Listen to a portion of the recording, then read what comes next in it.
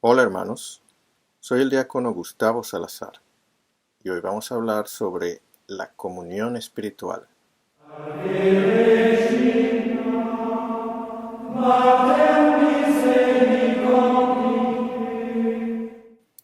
En estos días en los que el azote de un nuevo virus ha causado una pandemia global que nos ha obligado a quedarnos en nuestras casas para disminuir el riesgo de contagio, hemos vivido algunas medidas que a algunos les parecen extremas, pero que tienen que ser así, ya que tienen el fin de asegurar que la gente no se contagie y de este modo no colapsar el sistema de salud.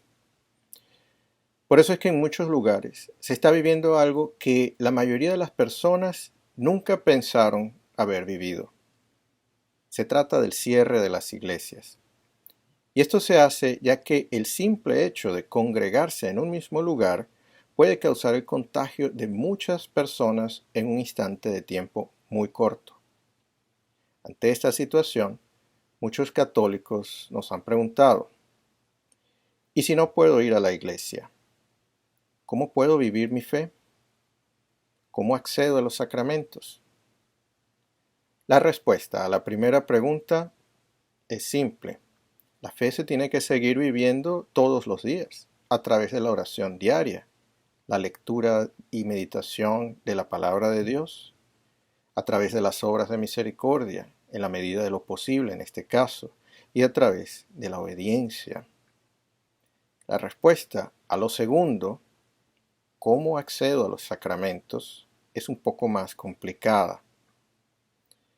Se nos ha pedido que sigamos la misa por televisión o por internet, que en realidad esto no significa que estemos asistiendo a misa, esto no es asistir a misa, pero representa de alguna manera que aún nos seguimos poniendo en sintonía con el misterio de la Eucaristía y de alguna manera nos unimos a esta celebración que aún se sigue ofreciendo de manera privada y con muchas limitaciones en varios lugares. Y en ese momento también se nos pide que hagamos una comunión espiritual. Muchos preguntan, ¿qué es eso de comunión espiritual? ¿Cómo lo hago? ¿Cuántas veces lo puedo hacer? Bueno, aquí vamos a tratar de responder a esas preguntas.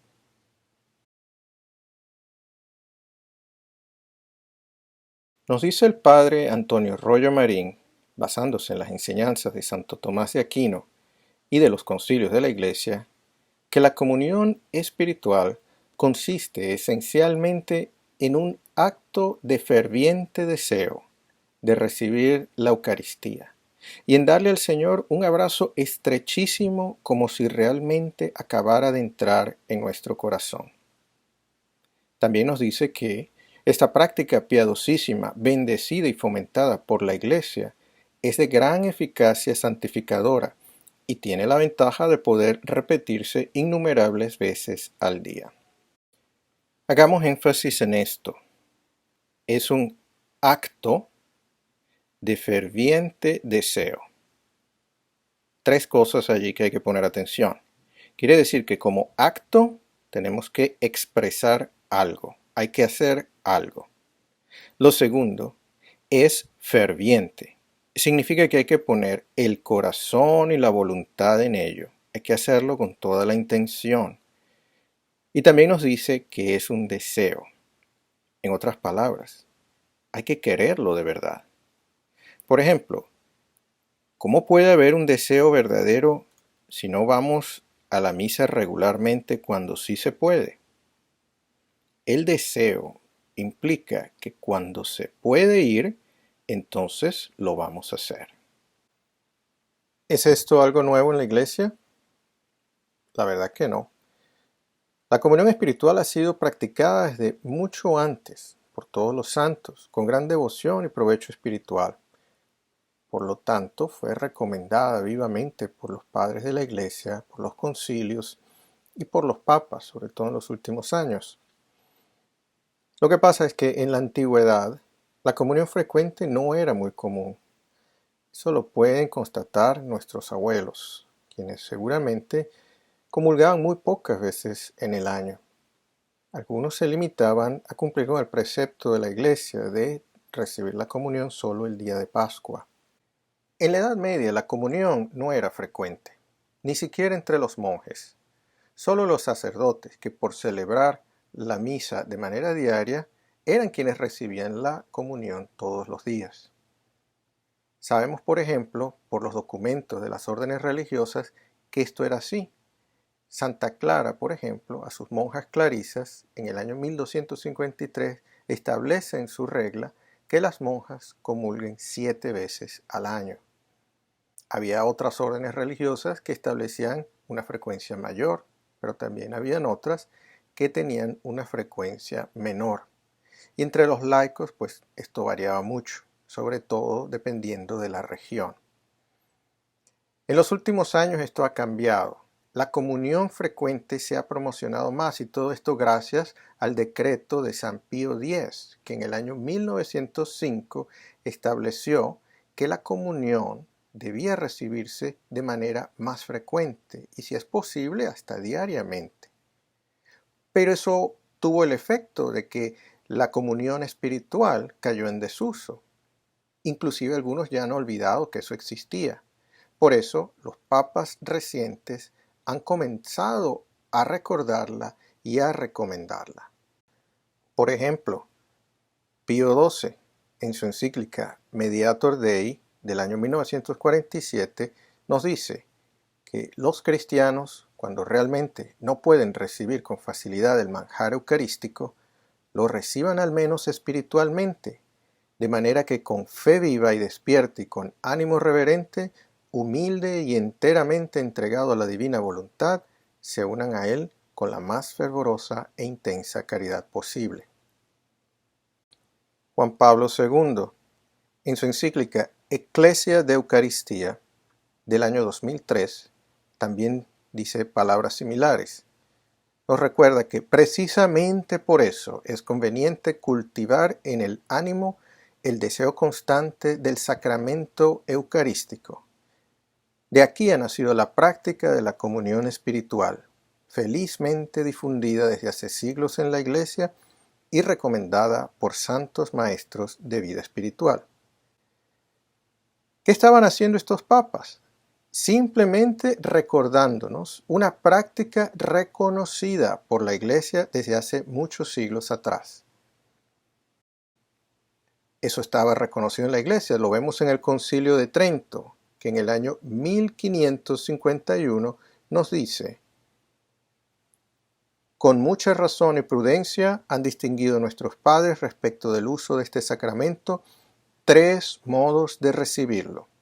Enseñaron, pues, que algunos lo reciben solo sacramentalmente, como son los pecadores. Otros solo espiritualmente, es a saber, aquellos que recibiendo con el deseo este celeste pan, perciben con la viveza de su fe que obra por amor su fruto y utilidades. Los terceros son los que le reciben sacramental y espiritualmente a un mismo tiempo, y tales son los que se preparan y disponen antes de tal modo que se presentan a esta divina mesa adornados con las vestiduras nupciales. Vamos a detenernos aquí un momento. Nos dice el concilio de 1551, el concilio de Trento, que existen 3 modos de recibir la Eucaristía. El primero se ve que es el modo malo, el modo inconveniente, que es cuando uno está en pecado, recibe el sacramento. Lo recibe pero no le hace provecho.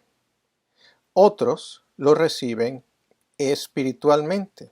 Aquellos que deseando y con la viveza de la fe, obrando en amor, reciben ya su fruto y su utilidad.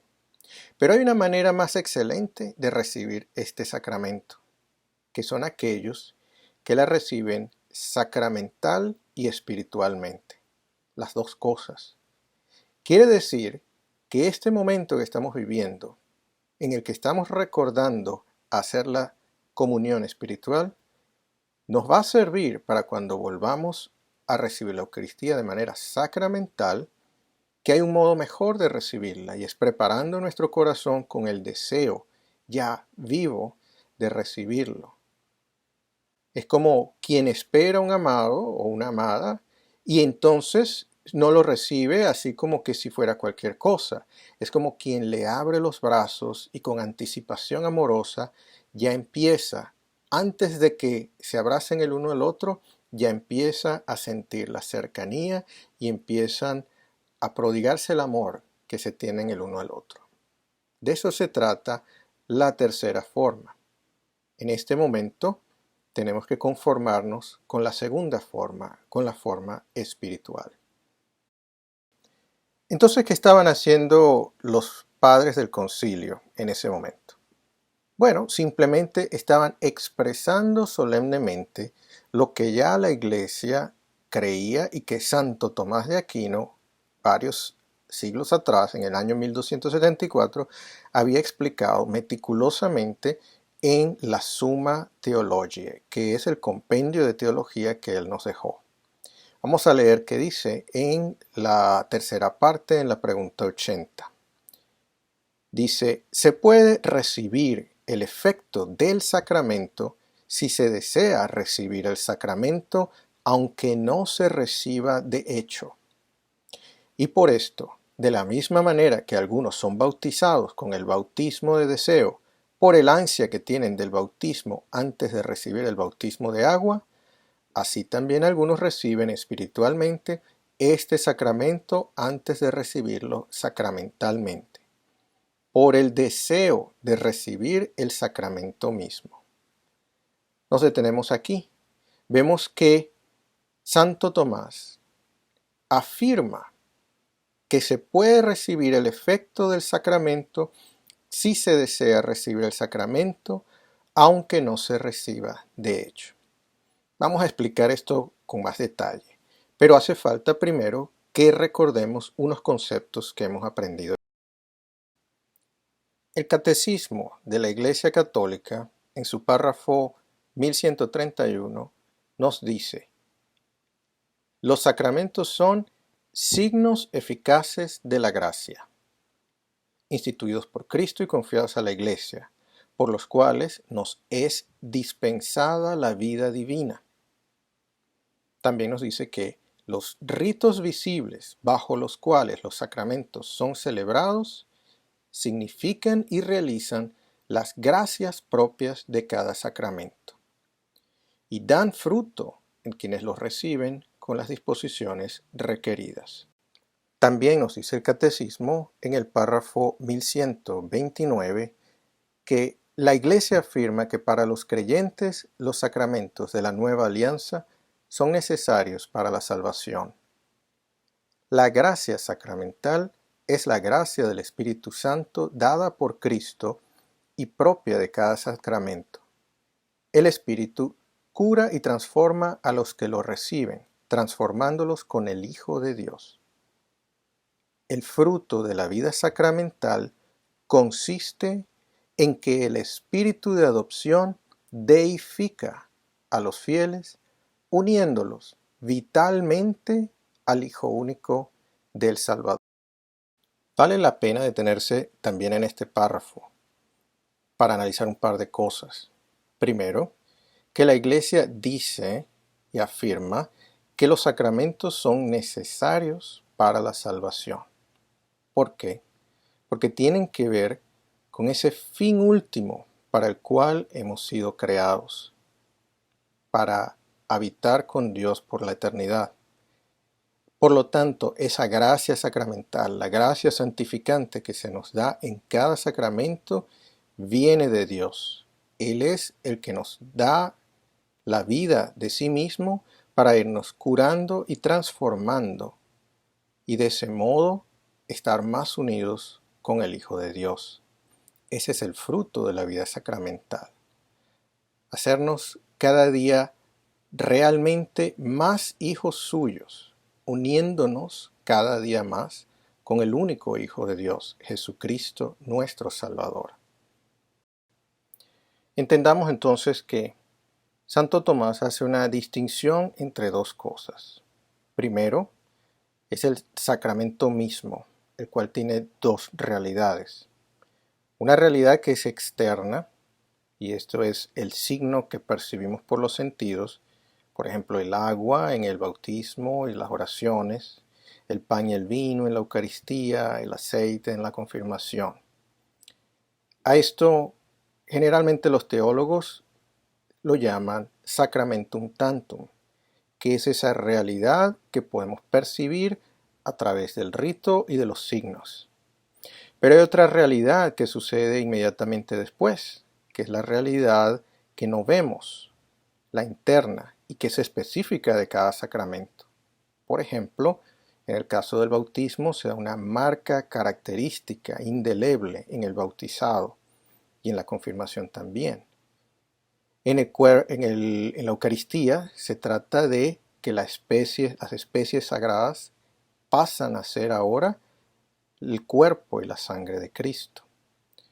A esta realidad intermedia se le llama res et sacramentum, y que por ser invisible no quiere decir que no esté allí. Es invisible y está ahí. Pero hay algo más que tiene que suceder. Hay otra realidad que también es a la que se refiere Santo Tomás. Y se trata del efecto del sacramento en el creyente. Estamos hablando nuevamente de la adopción filial, de la unión con Jesucristo. Esa realidad última que se busca con la recepción del sacramento. Es como decir la última capa, la capa más profunda, que es la que viene a transformarnos para aquello por lo cual estamos recibiendo los sacramentos, para hacernos más consumadamente hijos de Dios en unión con Jesucristo. A esto se le llama res tantum. Bueno, sabiendo esto, entendemos entonces lo que Santo Tomás está tratando de decirnos. Y lo que dice es que Dios puede darnos los efectos del sacramento sin el paso intermedio, sin los ritos, sin que se consagre la Eucaristía, sin que se derrame el agua sobre la cabeza del bautizando, solo cuando es deseado verdadera y fervorosamente. Y esto lo dice Santo Tomás, está tan convencido de eso porque se constata en la misma escritura. Por ejemplo, aquí hay un episodio que tal vez es bien conocido por todos, donde vemos que esto sucede. Se trata de el momento en que el ladrón bueno, el que llamamos San Dimas, le dice a Jesús: acuérdate de mí cuando llegues a tu reino. Y Jesús le responde: en verdad te digo, hoy estarás conmigo en el paraíso. Ahí Jesús le da la salvación al ladrón bueno por su acto de amor y de reconocerse allí pecador. Tenemos otro caso en la Escritura, en el libro de los Hechos, donde Pedro está hablando en la casa de Cornelio. Y podemos ver allí donde dice: todavía estaba exponiendo Pedro estos hechos cuando bajó el Espíritu Santo sobre todos los que escuchaban la palabra. Y los fieles de la circuncisión que habían venido con Pedro se sorprendieron de que el don del Espíritu Santo se derramara también sobre los gentiles. Porque añadió: ¿se puede negar el agua del bautismo a los que han recibido el Espíritu Santo igual que nosotros? Y mandó a bautizarlos en el nombre de Jesucristo. Aquí vemos que la predicación causó en estas personas el deseo tan grande de recibir el bautismo que ellos ya recibieron el don. Entonces algunos se estarán preguntando: ¿y es que solo por desearlo entonces así funciona? Bueno, hay que aclarar algo primero, ¿no? No es nuestro deseo lo que produce la gracia en la comunión espiritual o en el bautismo de deseo, no.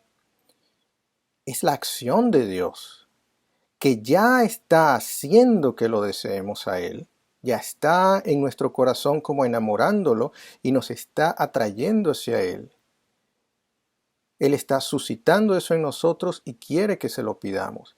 Él es el causante de la gracia y Él es el causante del mismo deseo. Y es por su misericordia que esto ocurre. La otra pregunta que muchos se estarán haciendo, bueno, si es así, entonces no necesito ir a los sacramentos, porque simplemente pues puedo desearlos y pedirle a Dios, ¿verdad? Bueno, no. Fíjense en el último caso, Pedro vio que habían recibido el don del Espíritu Santo y aún así los bautiza, porque eso es confirmación de lo que ya están recibiendo. Por eso, no es el deseo lo que da la gracia, es la bondad, el amor de Dios. Y por eso tampoco podemos decir que los sacramentos sean innecesarios. Al contrario, seguimos diciendo junto con la Iglesia que son necesarios. Pero tenemos que entender que el deseo que sentimos en nuestra alma es el Espíritu Santo, removiéndonos el corazón y pidiendo y haciéndonos que pidamos el sacramento. Y por supuesto, el deseo implica que hay una intención de recibirlo tan pronto sea posible, porque si no, el deseo es falso.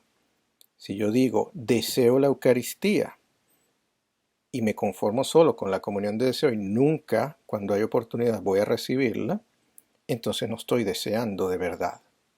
Es simplemente una mentira. ¿Por qué puede suceder esto?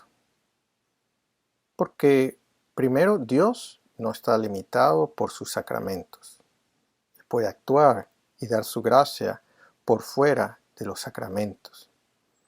Y también porque Dios es un Padre bueno y misericordioso, que si nos pone un deseo en el corazón, significa que es porque quiere darnos eso.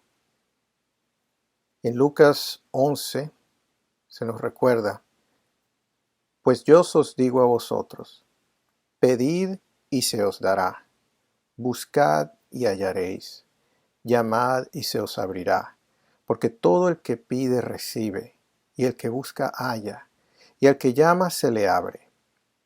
¿Qué padre de entre ustedes, si un hijo le pide un pez, le dará una serpiente en lugar de un pez? ¿O si le pide un huevo, le dará un escorpión? Si ustedes, pues, que son malos, saben dar cosas buenas a sus hijos, ¿cuánto más el Padre Eterno dará el Espíritu Santo a los que se lo piden?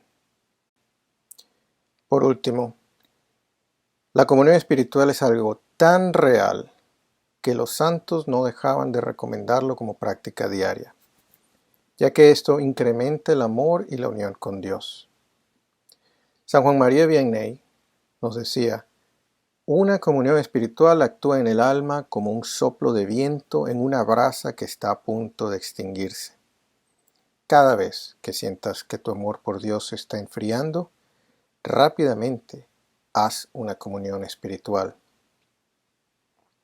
Santa Teresa de Jesús, en su camino de perfección, nos dice, y cuando no comulgareis, hijas, y oyereis misa, podéis comulgar espiritualmente, que es de grandísimo provecho, y hacer lo mismo de recogeros después en vos, que es mucho lo que se imprime el amor así de este Señor. Y San Francisco de Sales nos dice en la introducción a la vida devota, pero cuando no puedas tener el gozo de comulgar realmente en la misa, comulga, a lo menos, de corazón y en espíritu, uniéndote con fervoroso deseo a esta carne vivificadora del Salvador. Por último, queridos hermanos, quiero dejarlos con una oración de comunión espiritual.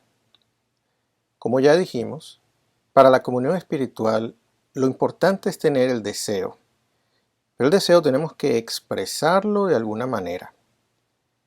Cada quien puede hacerlo con sus propias palabras. No hay una oración establecida. Pero como muchos no encuentran las palabras apropiadas para expresar este amor de la manera correcta, entonces los santos nos han dejado bellas oraciones que nos sirven como guía para poder rezar. Y la oración más conocida para la comunión espiritual es esta de San Alfonso María Ligorio, y dice así: Creo, Jesús mío, que estás verdaderamente en el cielo y en el santísimo sacramento del altar.